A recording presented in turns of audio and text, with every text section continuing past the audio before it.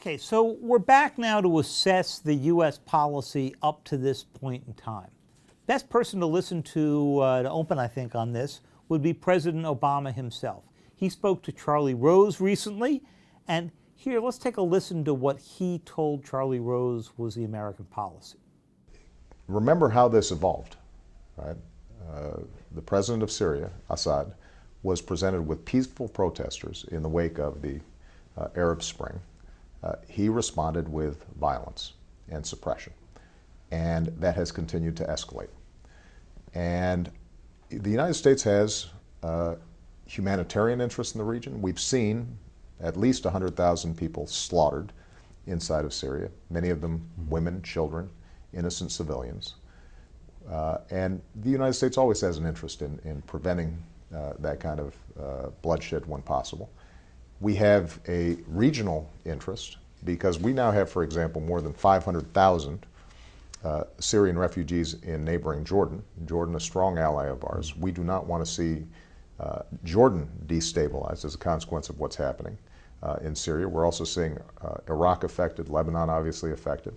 So we have a regional interest. And finally, we've got a direct interest when it comes to chemical weapons. We've got a strong taboo that's been established in the international community against using weapons of mass destruction, including chemical weapons.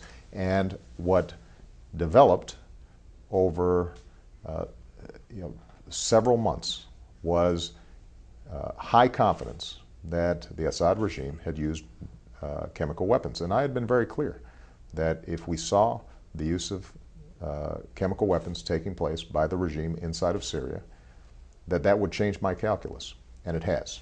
Now, in terms of what my goals are, the goals are a stable, non-sectarian, representative Syrian government that is addressing the needs of its people through political processes and peaceful processes. We're not taking sides in a religious war between Shia and Sunni. Really, what we're trying to do is take sides against extremists of all sorts and in favor of people who are in favor of moderation, tolerance, representative government, and over the long term, stability and prosperity for the people of Syria. And so my goal, we've been supporting an opposition. We've been trying to help the opposition, along with our international partners, help the opposition become more cohesive. We've been assisting not only the political opposition, but also the military opposition. So there's a counterweight that can potentially lead to political negotiations. With the evidence of chemical weapons, what we've said is we're going to ramp up that assistance. And my hope continues to be, however, that we resolve this through some sort of political transition. But what's been clear is that Assad, at this point, in part because of his support from Iran and from Russia, believes that he does not have to engage in a political transition, believes that he can continue to simply violently suppress over half of the population. And as long as he's got that mindset, it's going to be very difficult to resolve the situation there. What did he say about U.S. strategy? Well, a good question. He was certainly much clearer about what he wants to avoid than what he hopes to achieve, or most importantly, how he hopes to achieve it. Remember, strategy is about how, not what. If we go back to your colleague Peter Baker's reporting on the debate at the NSC that concluded with the decision to send small arms to the good rebels in Syria, it seems clear that President Obama's first priority trumps all others. Avoid another unnecessary American war in the Middle East. This article is in our readings for the case, but if you look at the arguments that President Obama reportedly made, they're a very, very instructive list. I brought actually a list of them here. He says, arming the rebels would not change the outcome of the conflict, though it might buy a little time for negotiating a settlement. Next, the U.S. priority is not to, the U.S. priority now is to avoid foreign affairs distractions in order to focus on nation building at home. Next, he says we must avoid an Iraq-like quagmire. Next, he says, using power responsibly requires demonstrating restraint. Next, he notes that there's little American support for intervention. And he goes on. So I would say President Obama's view of the problem is very realistically hard-headed. And I think that article that captured some of his comments, or the thrust of the comments at the debate, actually gives us a pretty good picture. Well, it also tells you a little bit about what's going on in the president's mind, because he was elected as the man who said that Iraq was a dumb war and that he promised to keep us out of dumb wars. Now, his view of what's a dumb war and a smart war has gotten a lot more nuanced in the past few years. And I thought it was sort of interesting that one good line he had, I thought, later in the Charlie Rose interview, where he says, 6 months from now, Syria's rebels will say, well, you gave us the heavy artillery, now what we really need is X, and now what we really need is Y. So it's very easy to slip slide your way deeper and deeper into these kind of commitments. So it's obvious that President Obama has mission creep on his mind. He doesn't want to repeat Iraq, Afghanistan. He's even thinking probably back to Vietnam. Absolutely. And I would say those are all relevant analogies. Moreover, there's an even more difficult question of practicality. While the United States has announced an objective of a, quote, inclusive, non-sectarian government, that's what President Obama said in the Charlie Rose show, it's pretty hard to find in what we're doing any realistic strategy for achieving that end. Operationally, if I look at what we're doing, the U.S. military and intelligence community have been working actively with Turkey and Jordan, where the U.S. military has deployed Patriot defense systems and has F-16s available on call. Plus, the U.S. is actually the #1 donor, provider of humanitarian assistance to refugees, both outside and inside Syria. We've committed so far over $1 billion to that end. But the reality is that the pen is not in our hand. 90% of the determinants of what's happening on the ground in the dynamics of Syria today are beyond our control. And I think that's where President Obama starts and stops. Let's make the problem a little more complicated, because President Obama certainly did. So we know that he comes to this with a disinclination to get involved. But in August of 2012, he appeared in the White House press room one day. I remember sitting in the newsroom watching him, and every once in a while, the President of the United States steps up and really surprises you. In this case, he was asked if there was anything that could happen in Syria that would change his mind, that would get him more deeply involved. And in fact, he stepped up and said he had one.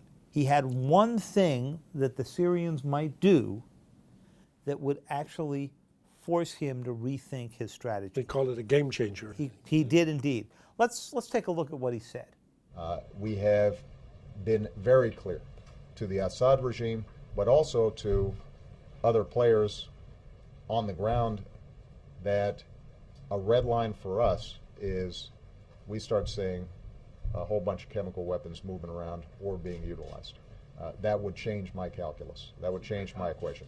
Fast forward to early 2013, when it becomes clear that the Syrians are beginning to move their chemical weapons. They hadn't used it against anyone, at least as far as we knew at the time, but they were moving them. We call over to the White House. We say, didn't the president say move chemical weapons? They said, oh, no, you didn't understand him. He said move them as in give them to Hezbollah. And we're saying, well, can you play that part for me where he utters the word Hezbollah? Because I don't remember hearing that. But in fact, that was how they got out of that one. Then we got later into 2013, and evidence begins to emerge that in fact they used chemical weapons. I was in Israel in April of 2013 and sat down with Israeli intelligence officials, and they all said to me, we believe that Assad has already used small amounts of chemical weapons against his own people. We ran a story about that, yeah. right? And what happened? Secretary of State John Kerry read the story on the web, calls the Prime Minister of Israel, who says, well, I don't know where that came from. I can't definitively say right now that anyone used chemical weapons against anyone, even as his own intelligence officials were telling us the other story. Why did he say that?